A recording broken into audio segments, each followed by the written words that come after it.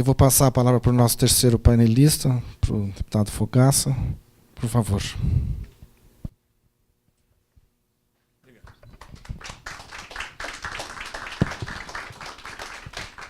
Muito obrigado. Uma grande satisfação, mais uma vez, voltar aqui à Fundação e à oficina.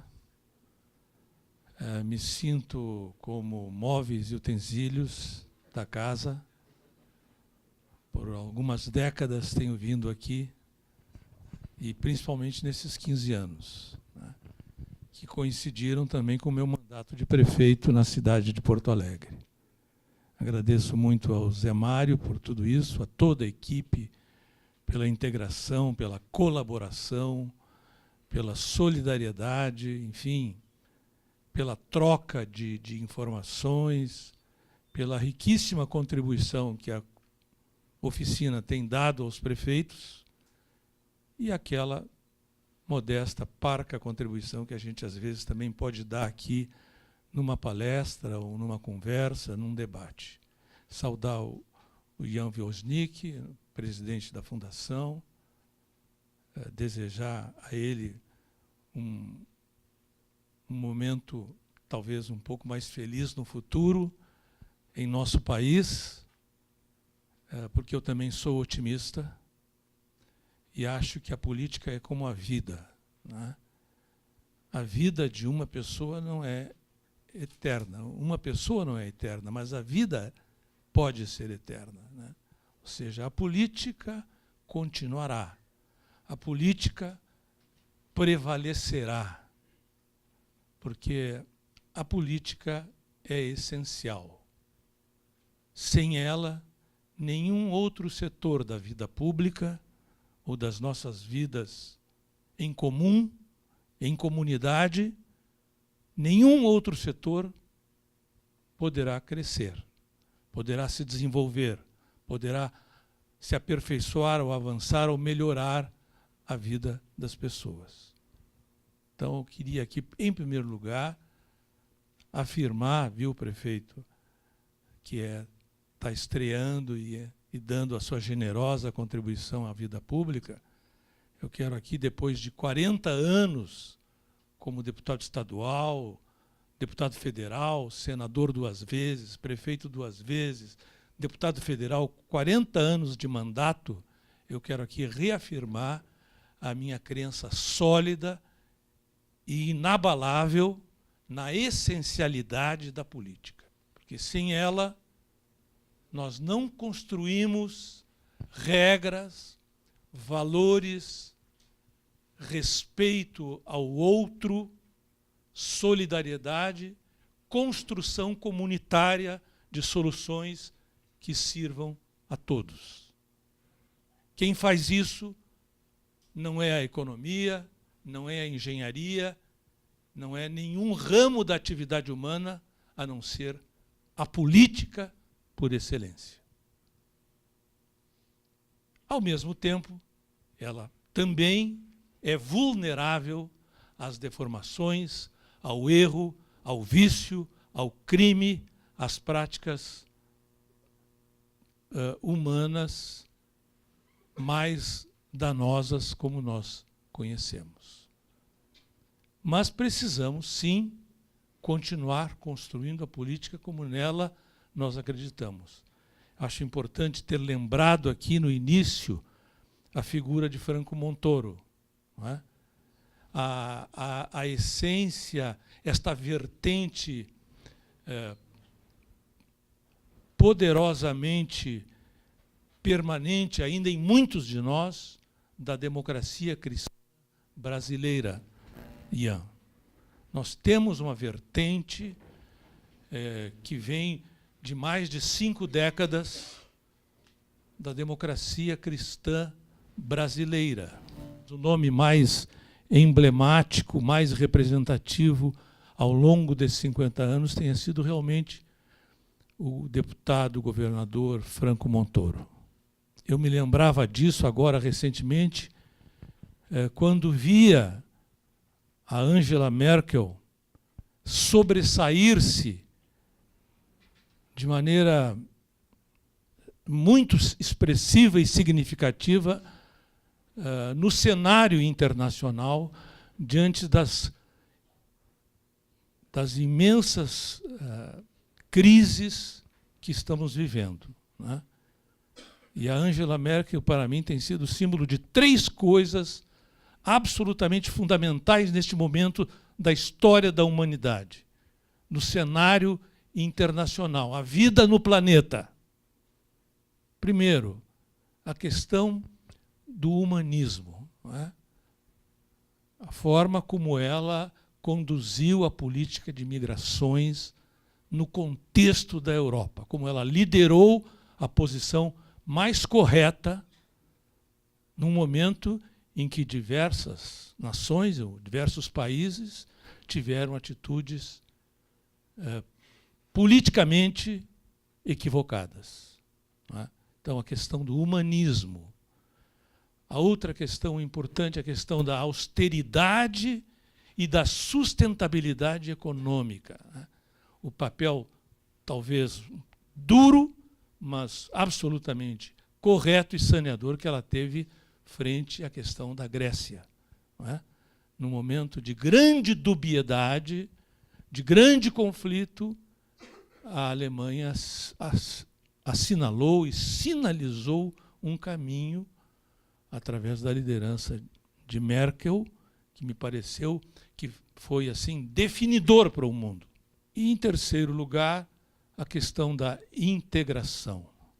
Integração europeia significa quase meio século de paz para um continente que conviveu com as guerras mais terríveis e avassaladoras da humanidade. A União Europeia o rescaldo é a representação de um projeto de paz que a Europa não conheceu sem essa integração. Portanto, no momento do Brexit, no momento em que há uma postura nos Estados Unidos, que é também nesta mesma linha, nesse mesmo sentido, me parece que a postura de Merkel é muito significativa. Dito isso, eu acho que é a minha forma de homenagear os 15 anos da parceria da Oficina Municipal com a Fundação Konrad Adenauer. Queria primeiro dizer que concordo muito com as palavras do prefeito Wilson, com as palavras do meu colega e amigo deputado Cury, em praticamente tudo que disseram, não é?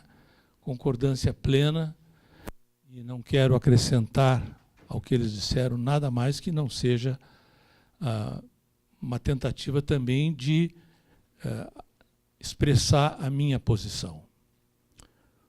Realmente, o Brasil, ao moldar a sua nova Constituição em 1988, nós caminhamos no sentido de uma grande concentração vertical de poder. O Brasil, nas décadas anteriores, já tinha um processo de avanço da carga tributária.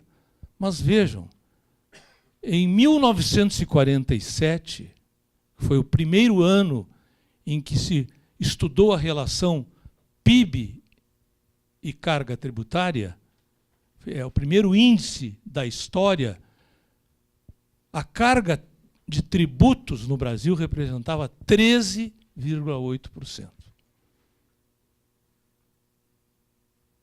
Hoje estamos em torno de 34,4%, 34,8%. A verdade é que nós temos um percurso histórico de avanço em pouco mais de 60 anos, que é maior do que toda a história do país.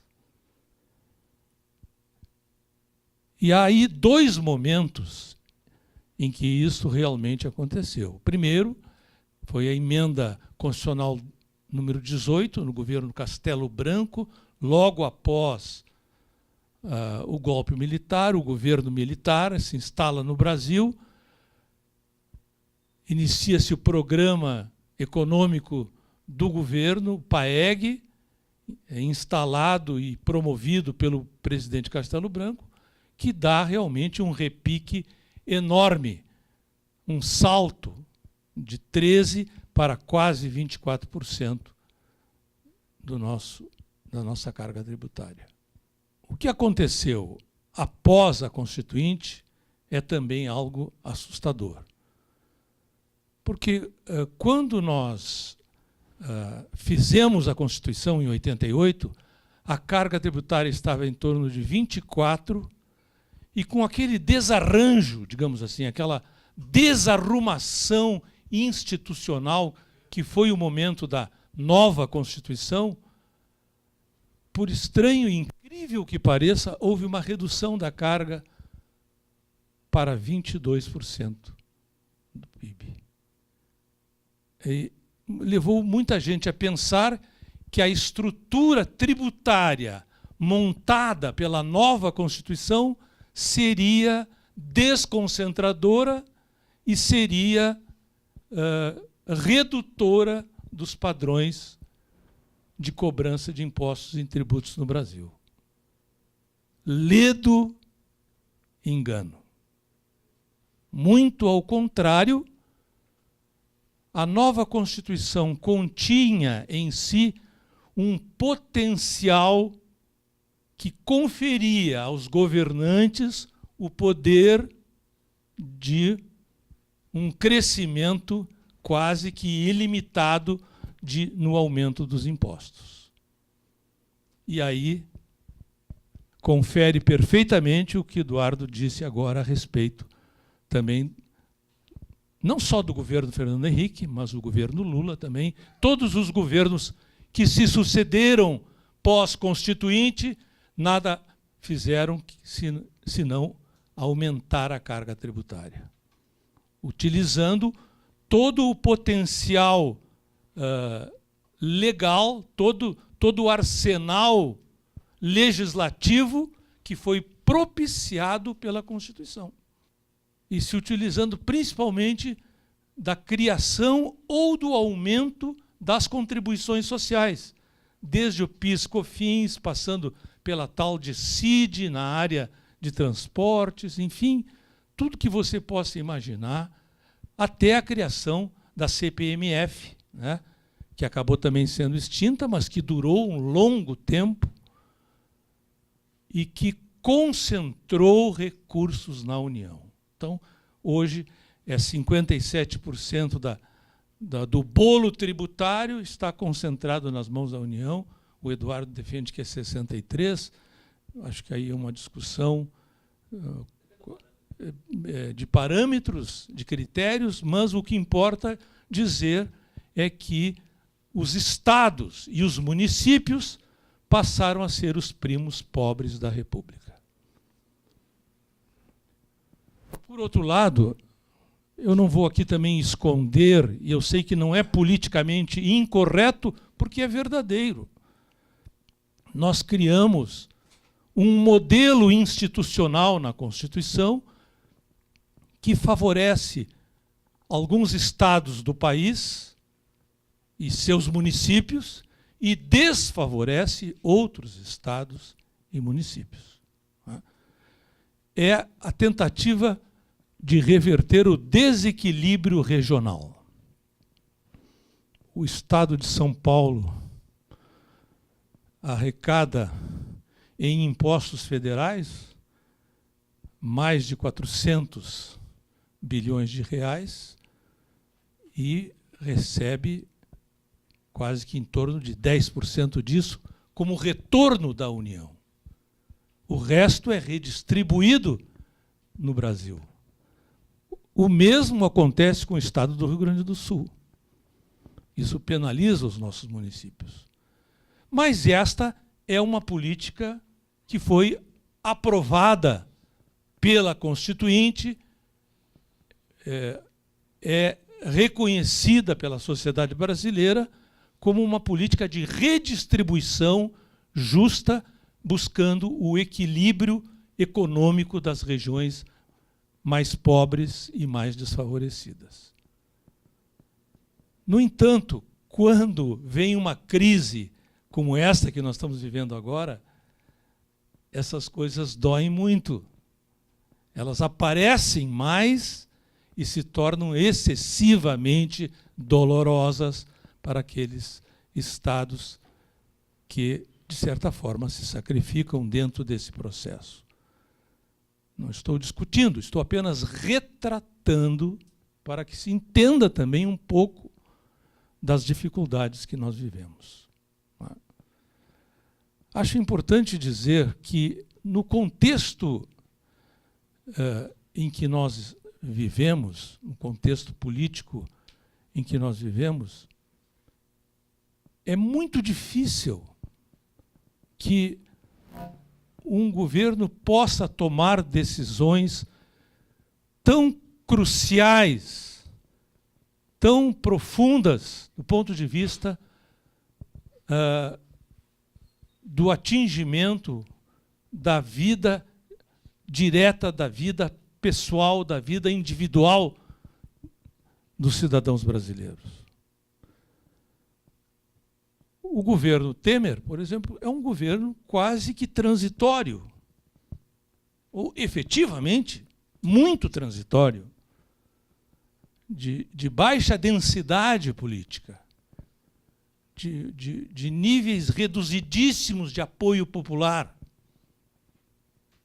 Portanto, com muito pouca consistência para promoção de decisões que sejam profundamente ramificadoras da vida social, como, por exemplo, uma reforma da Previdência. Esta reforma, uma reforma da Previdência, é necessária? Ela é necessária, e o Brasil tem feito sucessivamente reformas da Previdência. Quem não lembra de 95, a reforma feita pelo Brester Pereira?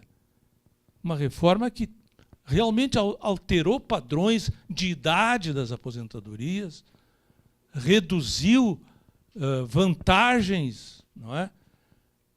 Desfez uma série de privilégios daquele momento, criou outros limites, como os tetos salariais. Não é? No entanto, uma reforma, a sustentabilidade de um sistema previdenciário tem que ser feito a cada geração ou a cada etapa. Eu não posso fazer uma reforma da Previdência para 50 anos ou para 100 anos, porque com isso a sobrecarga em uma só geração é muito grande, é muito concentrada.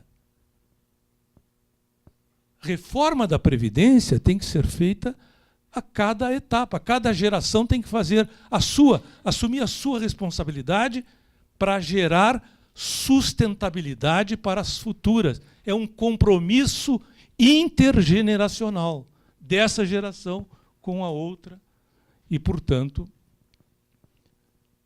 uma reforma da Previdência tem que ser debatida, tem que ser analisada, ela é necessariamente mais demorada, porque tem que ser ouvidos vários setores da sociedade, e eles têm que ser respeitados, complexíssimos pontos de negociação têm que ser levados a efeito pelo relator da matéria, e não é o trabalho fechado dentro de uma comissão, dentro de uma sala, dentro de um grupo que vai resolver o problema do Brasil.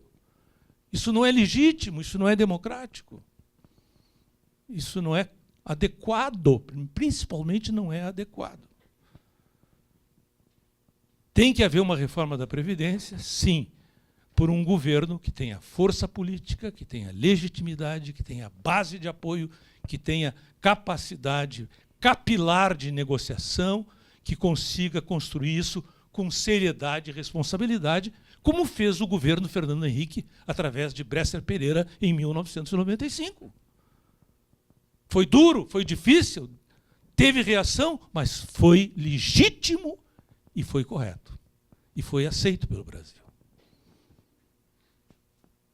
Assim é que as coisas têm que ser feitas.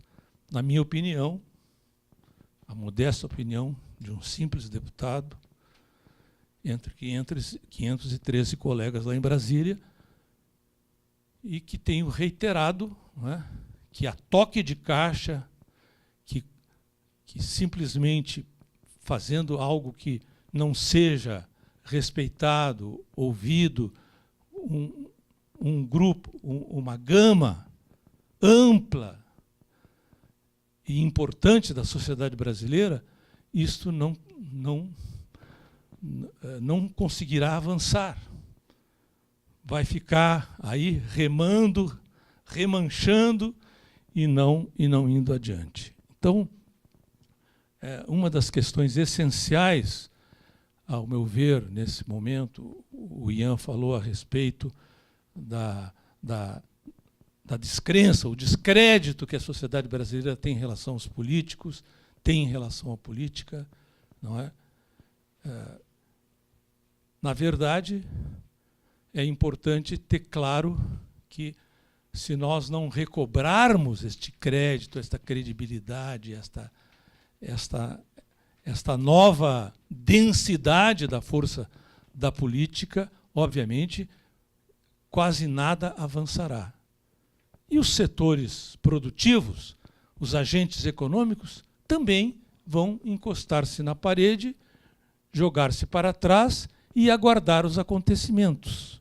Não vão investir, não vão gerar empregos, não vão abrir novas frentes de produção na economia, de modo que realmente a política antecede tudo. Então, acho que a maior e mais importante revolução a ser feita neste momento é a recuperação desta credibilidade. E aceitar o simples fato de que a vida continua. Não é? A vida continua. Pode ser que indivíduos não, mas a vida sim. Nós temos finitude, mas a vida não, a vida continua. Né? E assim tem que ser a política, ela tem que se renovar, tem que retomar caminhos, uma parte continua, a outra não, mas é poder entender que este momento de mudanças que está acontecendo é inexorável. Agora não tem como voltar atrás. Né?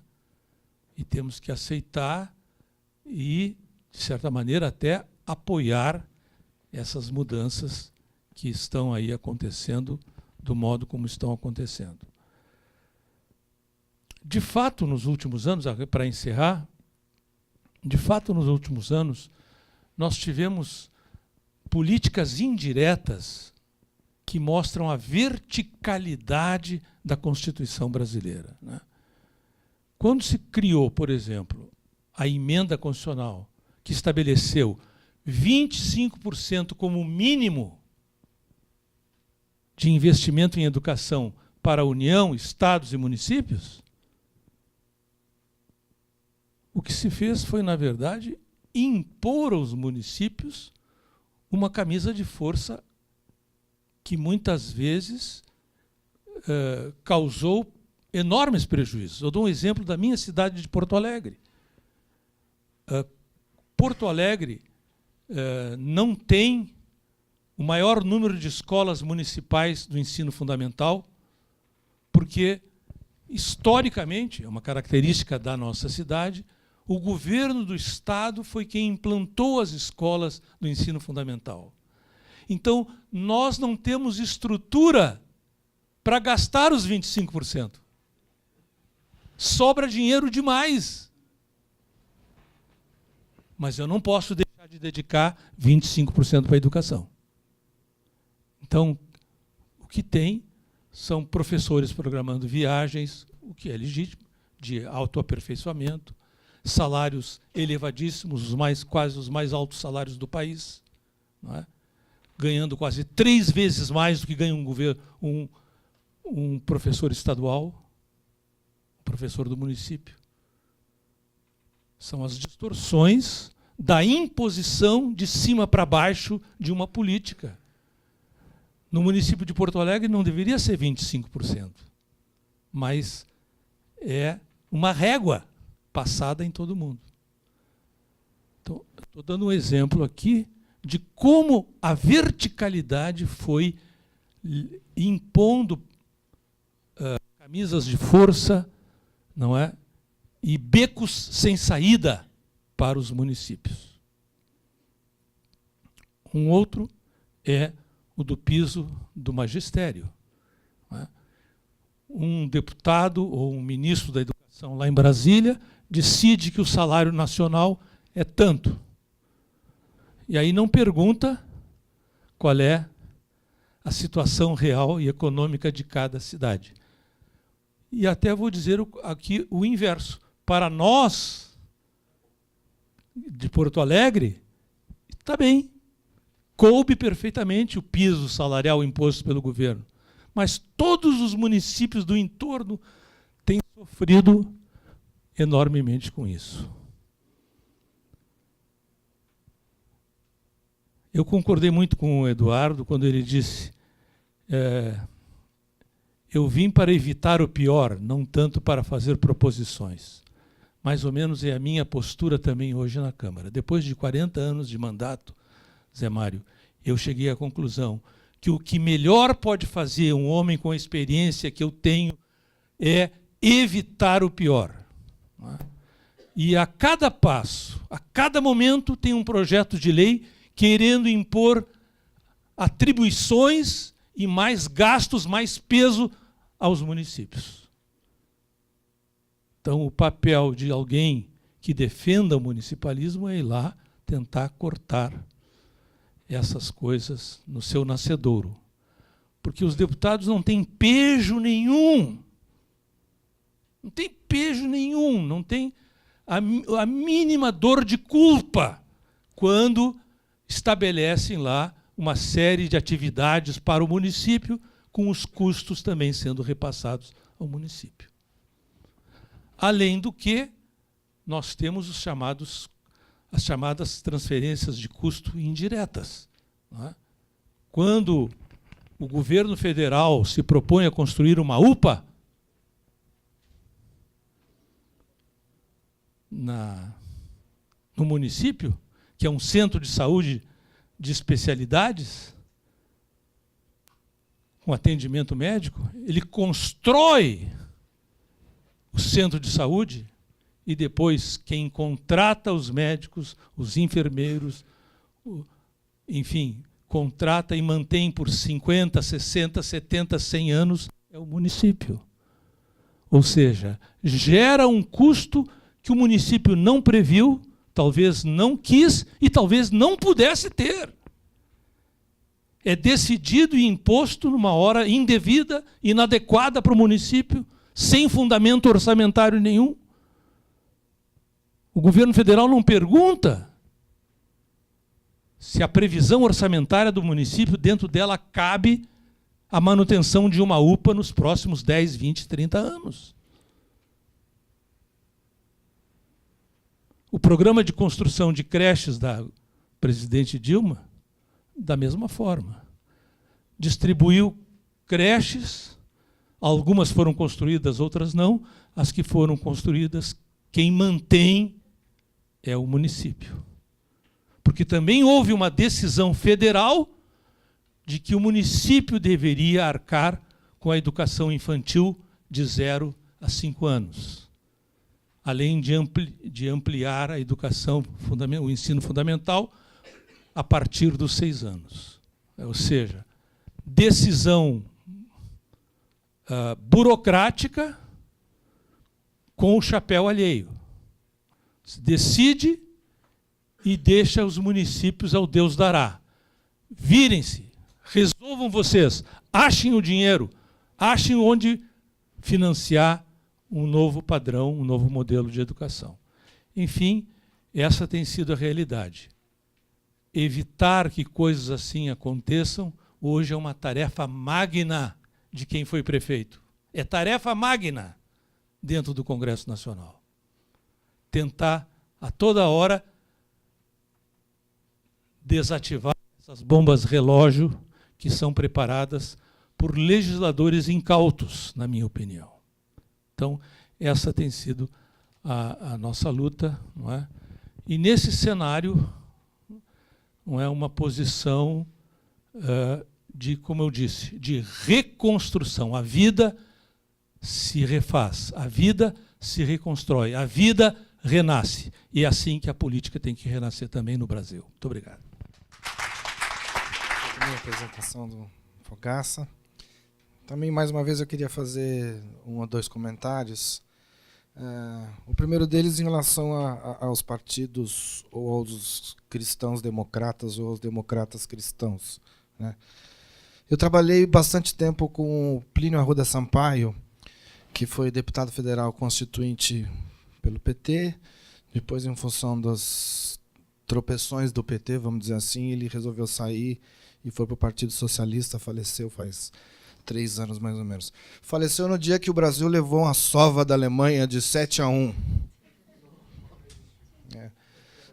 10 minutos antes de começar o jogo, eu recebi o aviso do falecimento do Plínio, então eu já estava arrasado antes de começar o jogo. Aí fiquei 2 vezes arrasado. Mas eu estou falando pelo seguinte, a gente precisa construir pontes entre as pessoas de bem, sejam elas cristãs, religiosas ou não. Nós temos pessoas de bem em partidos diferentes, em agremiações diferentes. E eu acho que um dos grandes problemas que a gente está enfrentando é que a gente não consegue construir pontes suficientes de diálogo e de parceria entre essas pessoas. E acho que essa é uma questão fundamental para o Brasil. Eu estive uma única vez na vida em Registro, fazendo um trabalho quando eu estava trabalhando com o Plínio lá em 86, 87, qualquer coisa do gênero, né? Então eu queria fazer esse comentário que acho que é uma questão fundamental. Uma segunda só, muito breve. Eu não sou especialista em previdência, mas eu acabei aprendendo um pouquinho porque eu dirigi o Instituto de Previdência de São Paulo, do município, durante um tempo, né? E aqui, de novo, a gente precisa sair das coisas binárias, né, ou das posições binárias. Não se trata de... Não se pode negar a importância de se fazer uma reforma previdenciária, mas também não pode fazer de qualquer jeito. Tem que fazer com cuidado, conversando, negociando, convencendo, né? E também não se pode esquecer que nós estamos fazendo isso. Nós temos 3 ou 4 emendas constitucionais importantes, inclusive no governo do PT também se fez, né? Temos que fazer mais uma e mais outra, né? Mas isso pressupõe conversa, diálogo, convencimento e parar com esse jogo. Tem se utilizado a expressão Fla-Flu, podia ser Santos e Corinthians, né? Não pode ser ou faz tudo do jeito que eu quero ou não se faz. A gente precisa conversar e dialogar mais. Acho que isso é uma questão fundamental.